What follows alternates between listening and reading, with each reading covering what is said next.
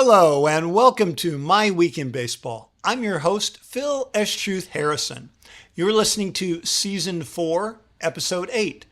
All episodes are available in both video and podcast format at myweekinbaseball.com or subscribe on YouTube at My Week in Baseball. And be sure to click the like button. Oh, and thank you to Rose Petal Studios for the awesome logo and artwork created for this show. Learn more at rosepetalstudios.com. Also, many thanks to RAS Truth in Nashville for our most excellent intro music. And finally, a shout out to listeners at William Woods University in Fulton, Missouri. Now, many folks there may be Cardinals fans, as St. Louis is just over 100 miles going east, but add another 50 miles in the opposite direction, and you'd be in Kansas City. So the Royals aren't a bad bet either. We'll have a reference to both players from both those teams later in the show. Well, today we've got a lot to talk about. A new home run record for a catcher, how to catch a ball using your knees, impressions from Sacramento, how many players on one team can have the same batting average, and a Cardinals Hall-of-Famer as our blast from the past. Of course, we'll also have a timely Blimerick, our baseball limerick, along the way. So let's get right to it. We'll start with today's trivia question. Who was the last pitcher to go at least 6 innings in every single start for a full season? Hint, if you're a Royals fan, you'll recognize the name. Next, the switch-hitting Cal Raleigh of the Seattle Mariners breaks the all-time home record for a catcher. He's now up to 50, count 'em, 50 dingers for the year, surpassing the 48 previously hit by Salvador Perez of the Royals in 2021 and the 45 hit by Johnny Bench back with the 1970 Reds. So those are total homers by a primary catcher. So some of those came batting as a designated hitter, or for Johnny Bench in the National League without a DH, he played some at first base. Now there is a great article at MLB.com by Andrew Simon if you want a detailed explanation of which catchers have hit the most and how many occurred while actually playing catcher. For Cal Raleigh, the number is 41 while actually playing catcher. The only other Mariner in history to hit 50 home runs in a season, any guesses? Ken Griffey Jr. You've got it. So next, our Blimerick, our baseball limerick that we have every episode, and this time it is a tribute to Cal Raleigh and power-hitting catchers. So here we go. I swing from both sides of the plate. 50 homers, a new record to date. I've passed Salvi and Bench, my power unquenched. Best all time, I now rate.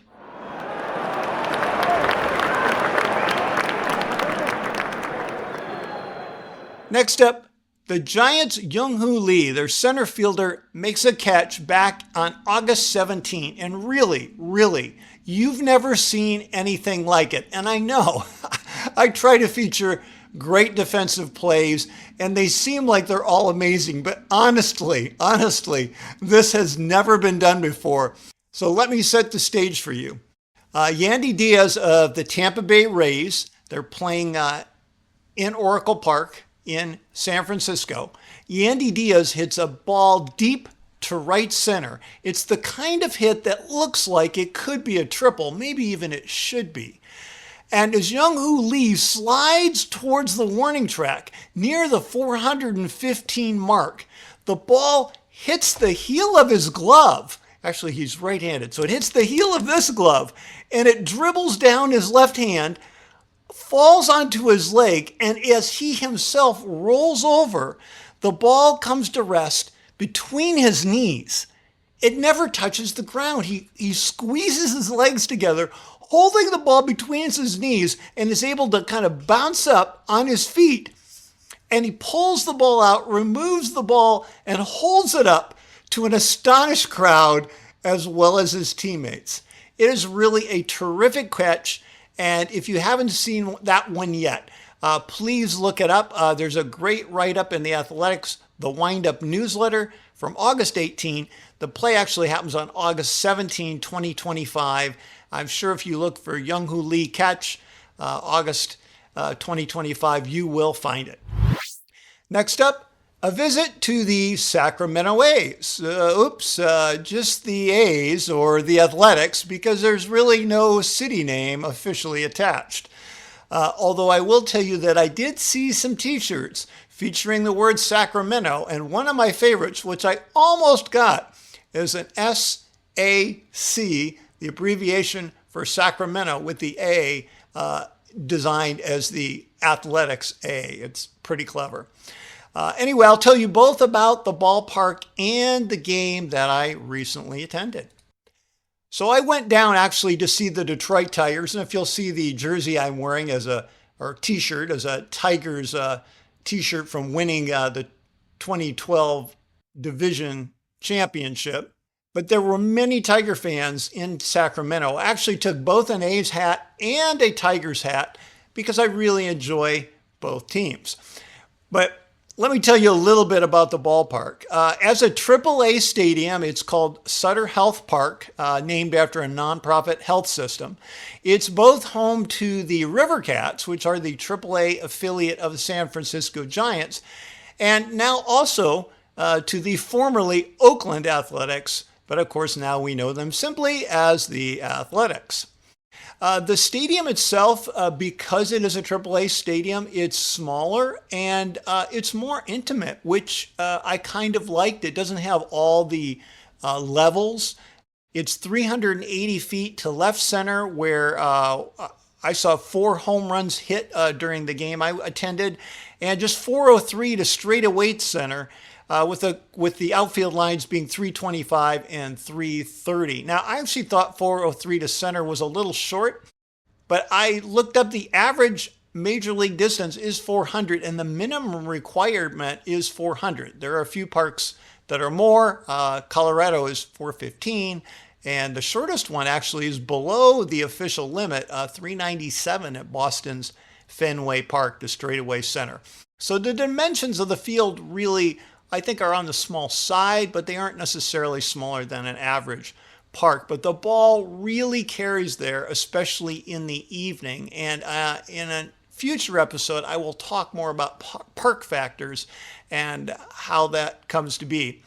The seating capacity at Sutter Health Park is 14,000, which is inverted from the average major league ballpark. The average ballpark is 41,000 seats. So it's about 1/3 the size of a typical stadium. And so what I liked about that is really almost all the seats are on just a main level. I guess you'd call it like a concourse level. We had good seats there, about 20 rows back. We were between home and third, closer to home plate. But they are pricey, so I think the A's are trying to squeeze every last dollar out of each seat, given the small capacity. But for $25, if you want to, you can lay on a blanket on the sloped grassy area in right field, or sit just above it at picnic tables with a kids' play area nearby. So those things are nice. The stadium is easy to navigate. As I said, most of the seats are on the main concourse level, unless you splurge for a small group suite, and then you would be one level up. And you really don't need to arrive much ahead of the game. There aren't a lot of things to do there in the same way that there might be at a major league park, or as many things to explore. We got there about an hour ahead of time, and really that was more than was needed. And it is a very easy short walk from Old Town Sacramento if you happen to be staying in that part of town if you're going for a game. It took us from the Old Town area probably 15, 20 minutes to walk over to the ballpark. And it's perfectly safe. There's big crowds leaving the stadium at night.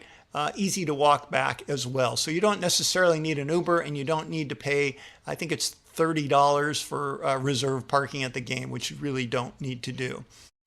Anyway, there's a nice backdrop view in right center of one of the local landmarks, the Tower Bridge, which you actually can see in the distance. And if you're staying in Old Town, you will walk across that bridge to get to the ballpark. The staff was friendly and helpful. I enjoyed it. Nice experience with the security staff as we came in. And then between innings, they do have sideshow activities that are kind of fun, especially for the kids. But to me, it was more like what you would see at a smaller regional venue, maybe a minor league ballpark or a regional ballpark. But they had like things like the T-shirt cannon, that type of thing. Overall, it's nice, but I would say that it lacks the wow factor of some of the larger stadiums. Also, I will say there were plenty of fans dressed in Detroit gear, as I mentioned before. In fact, the first people we saw after arriving in Sacramento were dressed in the Old English D. So those are my impressions from the game. I would recommend it as a venue. I think it's a great place to go. Easy to get there, and nice views from wherever you choose to sit. Now, highlights from that game. I happened to be at the game on Monday, August 25 of this year, 2025. Really looking forward to it as a primarily Tigers fan. Detroit's Tarik Skubal, the Cy Young Award winner, and he's also a contender again this year, was pitching versus the relative unknown JT Ginn of the Athletics. So surprisingly, even though Skubal was pitching brilliantly through mid-game, he had 9 strikeouts through 5 and 12 by game's end. Ginn matched him through those 5 innings, with neither of them allowing a run in what looked like a true pitcher's duel. There was a terrific defensive play in the second. Detroit's Wenceel Perez was picked off third on a brilliant throw from A's catcher Shea Langeliers to Darell Hernandez, who was playing third for the A's. I was going to try to make that rhyme, but it really didn't work. Just one of 2 great contributions, though, from Langeliers on the night, and we'll get to the other one shortly. Oh, and in the third inning, and as a spectator, you really didn't know what was going on here. My wife pointed this out to me. A.J. Hinch comes out of the dugout in the middle of the inning, and Skubal's pitching well. And you thought, this is odd, because you don't have if anything, the pitching coach comes out to make a suggestion. You don't have the manager come out unless there is something going on. But here's what happened. Skubal nearly got ejected for giving the umpire the stink eye after a missed call on what would have been strike 3. The ump gave Skubal an earful, and Tigers manager A.J. Hinch rushed out to keep his star pitcher in the game. Now, reading about this later, Hinch basically told the ump to let him manage his own players and stick to calling balls and strikes. So really, he was acting as a shield to protect his player, and I will say, nicely done by Hinch. I think the umpire may have gone a little too far on this one. Then in the top of the 6th, the Tigers broke through with 3 runs on 4 hits, including a solo homer from Gleyber Torres, and then a 2-run double by the same Wenceel Perez. That was his second double of the night, the first time he was picked off third base.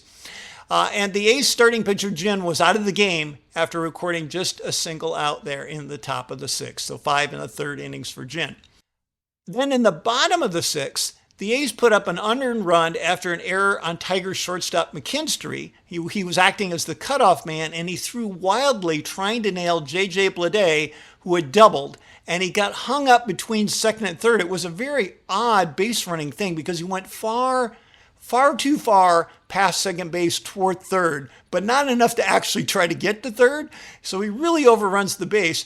Well, it turns out after the throw by McKinstry, which sails wildly, Bleday gets to third on the air anyway, and he later scores on a groundout. So that's an unearned run against Skubal.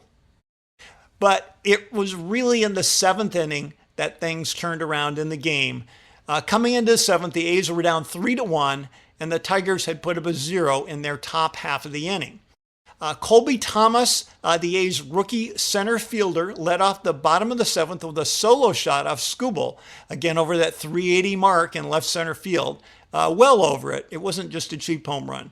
And that made the score 3-2. So, okay, a solo homer, no big deal. But the game score is getting a little tight. It gets even tighter when the next 2 batters single and double, followed by a second McKinstry error at short that loads the bases for the A's with nobody out. Man, If anyone can get out of this mess, it's Skubal, right? He's got the bottom of the order coming up. So next up, nobody out, bases loaded, only up by a run. The number 8 hitter, Zach Geloff, takes a called third strike. So that's out number 1. And then number 9 hitter, J.J. Bleday, works a full count. Ball 4 would force in a run. And so I'm actually on the edge of my seat by this point. And Bleday weakly waves his bat at a pitch that fooled him for strike 3. So now there are 2 outs. But that brings up the leadoff hitter and probably the best hitter on the team, the catcher, Shea Langeliers, who earlier made that great pickoff throw. So in 3 at-bats so far, though, tonight against Skubal, Langeliers has struck out twice and bounced to third. So it sounds promising. We just got to get one more out, the Tigers do, to get out of this inning. And although he has been ahead of hitters all evening, this time Skubal falls behind 2 balls and 1 strike. He's got no empty bases. He doesn't really want to go to ball 3. He needs to fire one in there. And I'm sitting there as a fan recognizing this and think, man, he has got to throw a strike. And I'm sure Langeliers is thinking the same thing. He's got to throw a strike. So he fires one in, a 99-mile-an-hour sinker. But it gets too much of the plate, and Langeliers rockets it to left center. Now, the wall is 380 again, but this blast clears it easily. The estimated distance on it that I later looked up, 450 feet, a grand slam. The lights flash on and off in the stadium as the crowd goes wild, and the scattered cheers of "Let's go Tigers" all fall silent. And really, that's the end of the night for Skubal, who suffered only his 4th loss of the year. And I have had the privilege, or lack thereof now, to witness 2 of those 4 losses in person. So maybe Detroit should pay me to stay away on the days he pitches. Anyway, the A's go on to win by a score of 8-3 when Nick Kurtz cracks a pinch hit 2-run homer in the 8th. But for all intents and purposes, Langeliers versus Skubal was the game. The A's best hitter versus the Tigers' best pitcher, and really, what more could you want? So it was very exciting. I'm glad I had a chance to be there. Would have liked to have seen Skubal win, but man, what a game. So next up, how many players on one team can have the same batting average? Well, I happened to notice this a few weeks ago now, back on August 10. And I think the players are all pretty much in the same range, but maybe that was the magical day, because on that day, looking at the Detroit box score, there were 4 Tigers who were all hitting exactly 269. 269, Carpenter, Green, McKinstry, and Dingler. There was another one at 265, Javi Baez. One more at 262, Colt Keith, and one more just a couple points higher at 271, Gleyber Torres. So if you're counting, that is 7 starters who were within 10 batting average points of each other. I don't know if that's ever been done before, but that's the first time I've ever noticed so many players on the same team in the same lineup with the exact same batting average. Next up, our blast from the past.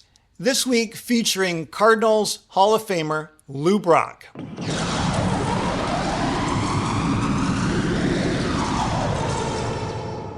Okay, Cardinals fans, Lou Brock played a while ago, but he's an important player to know about. He's number 2 on the all-time stolen base list with 938 swipes. His career success rate is 75%. Now, that's very good. Modern statistics will tell you that 75% is the point you want to be at, though. If you drop below that, really you are hurting the team, because even though getting to second base increases your chances of scoring, if you're thrown out, that out is very costly to the team. Just as a comparison, number 1 on the all-time stolen base list is Rickey Henderson of the Oakland A's. He had an 81% success rate. So Brock was a great stealer, but this also happened. You have to take into account when he stole the bases. This was prior to the recent rule changes.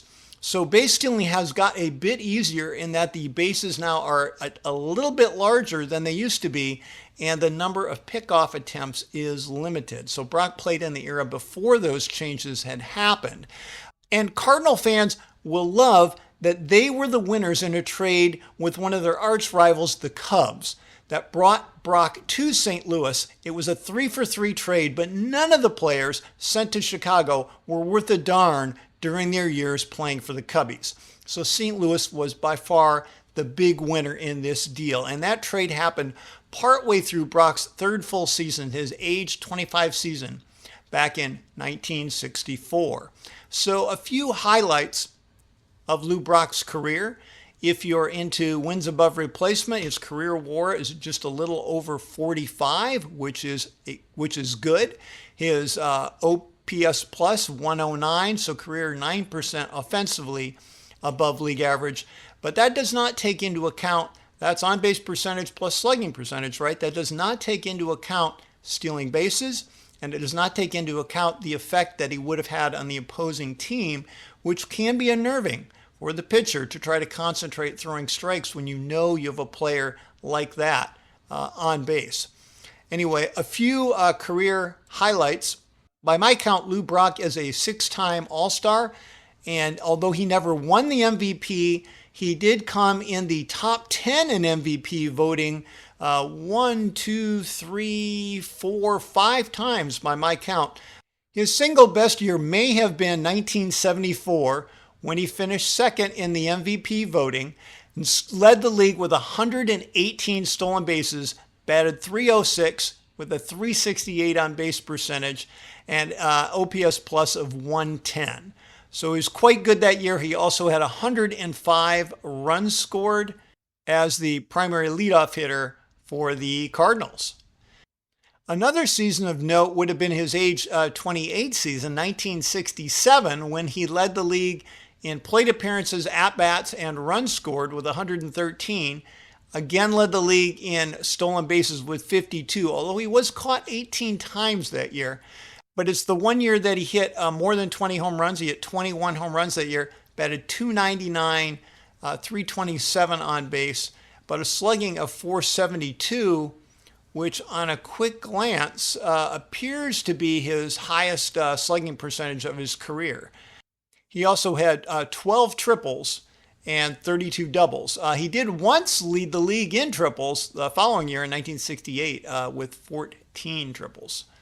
So Brock played for 19 seasons from age 22 when he had just 12 plate appearances up to his age 40 season where he played in 120 games. So that's from 1961 through 1979. And in that final season, 1979, he was not a washed-up player, as you might think, and still had a bit of speed, stealing 21 bases at age 40 and batting .304.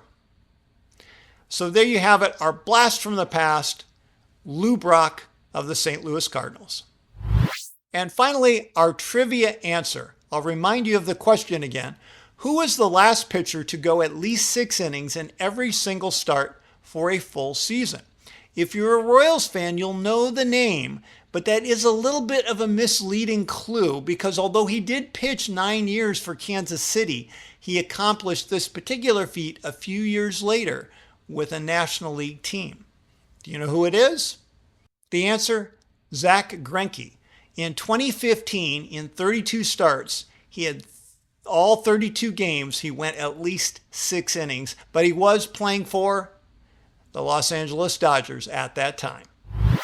And that's all for today, my friends. Join us next time because honestly, what can be better than talking baseball? As always, I'm your host, Phil S. Truth Harrison. We'll see you next time on My Week in Baseball.